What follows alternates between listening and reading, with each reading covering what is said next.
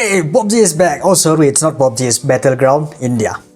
So, I'm making you this video not to tell you about the good news about PUBG. Okay, IPL is totally suspended nowadays. Now what you should do? We can play PUBG. No, sorry, once again, the name PUBG always pop up in my head. It's now called Battleground India.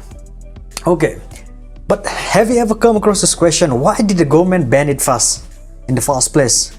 The main reason why did the government ban it, because we have a conflict with China, and so they said to protect the sovereignty and integrity of India, they ban it. But that's not the main reason, you know, for us. If you think it, it's for a privacy reason. So, hi guys, my name is Yoowanmi. Not Yoowanmi, it's Yoowanmi, okay? So, in this video, I'll explain you about your importance of your privacy data and how did the company use your privacy data and how can you protect your privacy data. This is a very important video and I hope you like it and share it with your friends so that they can protect your privacy data. So, let's get started.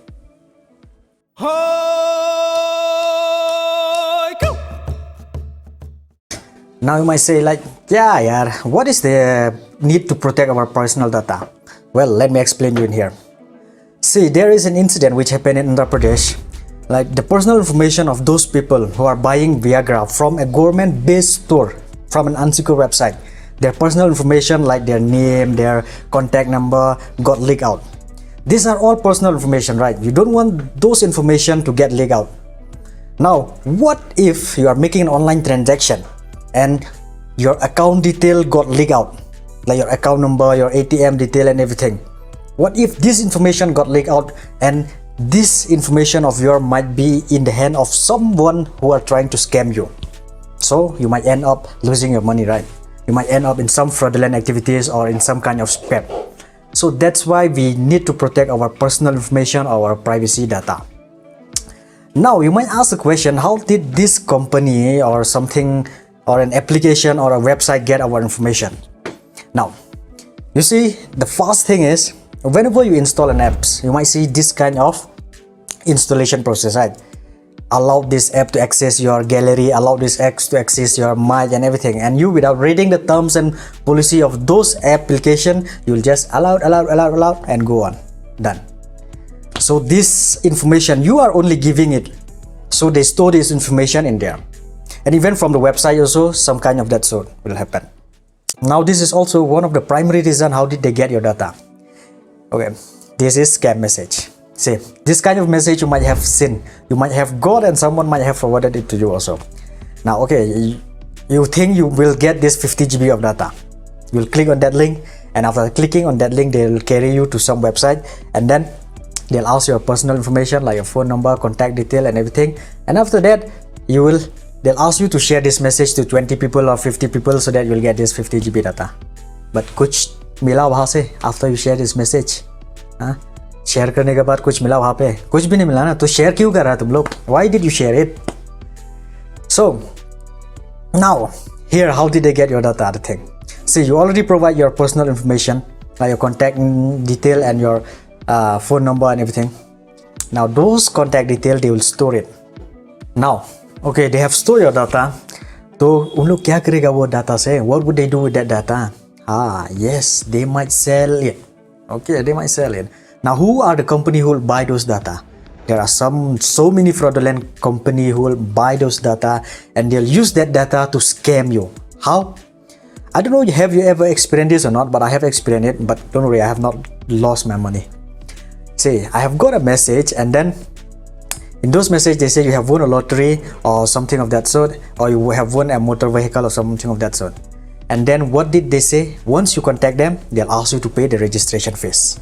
And if by mistake, if you pay those registration fees, then Khatam. Bye bye. Tata. Goodbye. Gaya. Khatam, tata, bye bye. You won't be able to contact them anymore and they'll get that registration fees money. So how did they get your data? These are the various ways how did they get your data.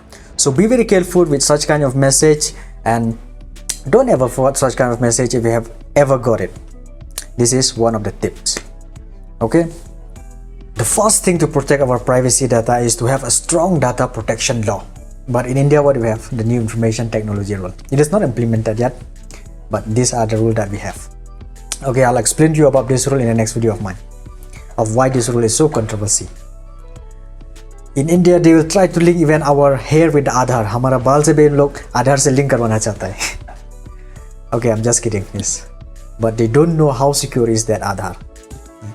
But do you know, in the European region, they have a very strong data protection law of what is called the GDPR, General Data Protection Regulation. You know what are the penalties under this law? For example, if a website or a company, their user data gets leaked out, do you know how much penalty they have to pay?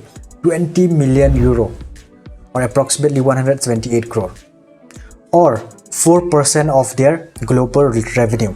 That is the penalty they have to pay if their user data got leaked out. That's how much the penalty. So taking inspiration from this law, we should also build a strong data protection law. Okay, this is one of the most important tips that I'm going to give to you. Say, after you watch this video, go through your phone, open the setting menu, and then see there the permission. See the permission of the apps that you have already installed. What are the various permissions that they seek to get from you? In here, you have to apply a bit of your common sense. For example, a photo editing apps or a video editing apps. What are the information that they should access? They should access only the gallery or the file, right? Now, if such kind of apps, they will want to access your location or your contact detail, then deny them. Yeah. So likewise, there are various kind of apps that you have already installed. So see what are the permission that they seek to take the information from you. And if you feel like such kind of apps, they don't need to access to such information, then deny them. After you have denied them, you open those apps again and see if they are still in working condition or they still want to seek that information from you that you have already denied. And if they still want to seek that information that you have already denied, then say tata khatam bye bye to this app. Try to install another apps. So these are the various basic tips that you should know so that you can protect your privacy detail. So with this, I would like to conclude my video. I hope you like it, and if you like it, do give it a thumbs up, and if you don't like it, give it a dislike button. And if you feel my channel is informative enough, then do subscribe the channel. In the future, I'll bring you a more informative and educative video of this kind. So with this, thank you.